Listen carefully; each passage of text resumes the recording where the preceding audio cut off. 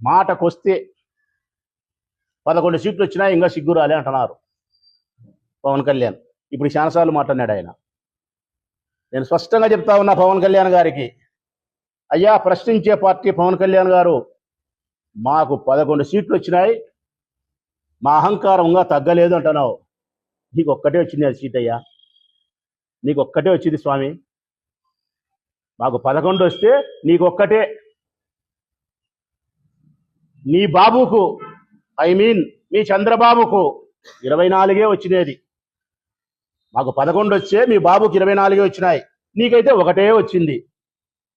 ఒకటి వచ్చిన నీవు ఈరోజు ప్రభుత్వంలో లేవా? 24 వచ్చిన చంద్రబాబు నాయుడు ఈరోజు ప్రభుత్వంలో లేడా? 11 సీట్లు వచ్చిన జగన్మోహన్ రెడ్డి 130, 140 సీట్లతో మళ్ళీ ప్రభుత్వంలోకి రాడా? ఈరోజు అహంకారంగా నువ్వు మాట్లాడితే నీ నోటికి బీగం ఆ రోజు వెయ్యరా? నువ్వు ఏ రోజైతే చెప్పు తీసుకొని వైఎస్ఆర్ కాంగ్రెస్ పార్టీ వాళ్ళను చెప్పుతో కొడతానని చెప్పి బహిరంగంగా చెప్పు చూపించినావో ఆ రోజే జగన్మోహన్ రెడ్డి నీ నోటికి బీగ వేసిట్టే ఇంత దూరం మాట్లాడేవాని కాదు నువ్వు.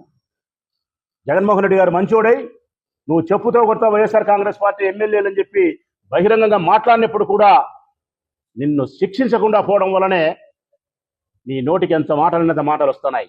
ఎంత అహంకారం అంటే అంత అహంకారంగా ప్రవర్తిస్తూ ఉన్నావు. ఈ ప్రభుత్వం శాశ్వతం అనుకుంటా ఉన్నావు నువ్వు. ఈ ప్రభుత్వం, ఈ అధికారం శాశ్వతం కాదు. 5 సంవత్సరాలు విజయం నీ దగ్గర ఉంటే 5 సంవత్సరాలు మా దగ్గర ఉంటుంది. విజయం దోబూచులాటలాడుతుంది. ఎవరి దగ్గర విజయం స్థిరంగా ఉండేది కాదు, చంచలమైన స్వభావం కలిగింది విజయం. నేడు నీ దగ్గర, రేపు మా దగ్గర. ఈరోజు మీరు ఏ విత్తనం వేస్తే రేపొద్దున ఆ ఫలమే వస్తుంది.